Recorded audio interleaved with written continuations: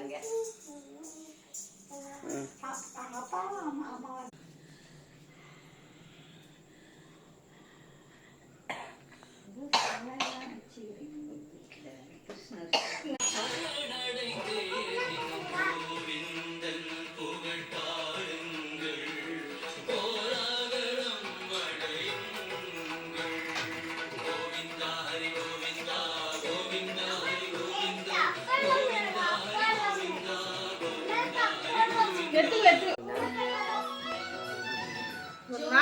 சாமி கும்பிடணும்னா இதுக்கு எல்லாமே முடிஞ்சிச்சு.